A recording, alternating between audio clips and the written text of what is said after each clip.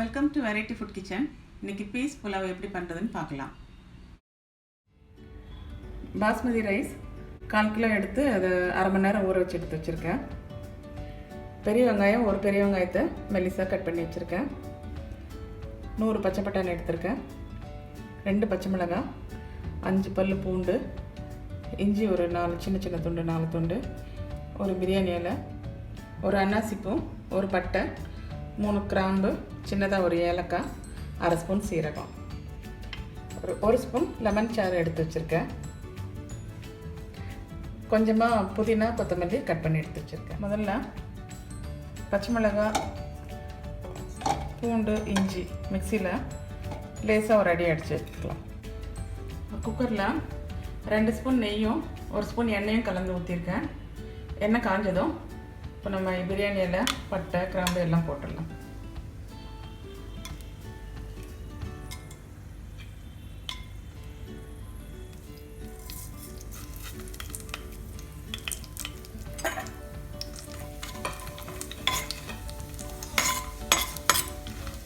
வெங்காயத்தையும் ஆட் பண்ணிடலாம்.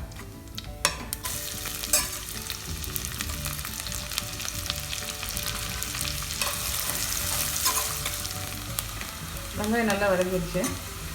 நான் அரைச்சி வச்சுருக்கிறேன் இஞ்சி பூண்டு பச்சை மிளகாய் சேர்த்துடலாம். இஞ்சி பூண்டு நல்லா வதங்கிடுச்சு.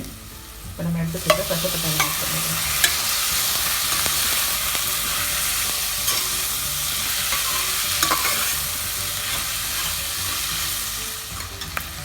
நம்ம எடுத்து வச்சுக்கிறேன் அரிசியும் அதில் ஆட் பண்ணிடலாம்.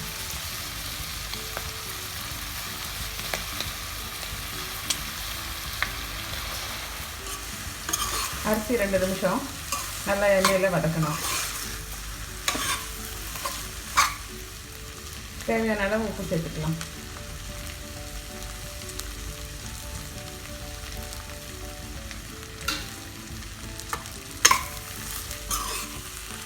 ரெண்டு நிமிஷம் ஆகிடுச்சு. இப்போ நம்ம எடுத்து வச்சுருக்கிற புதினா கொத்தமல்லி ஆட் பண்ணிடலாம்.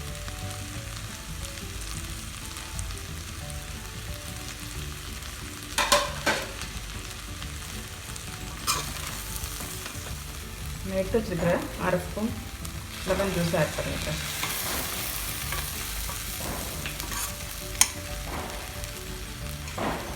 அரிசிக்கு தேவையான அளவு தண்ணி ஆட் பண்ணிடலாம்.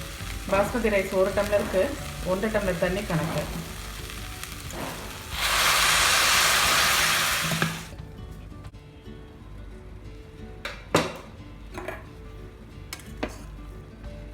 ஒரு விசில் வச்சுருந்தேன். சாப்பாடு நல்லா உதிராக வந்திருக்கு.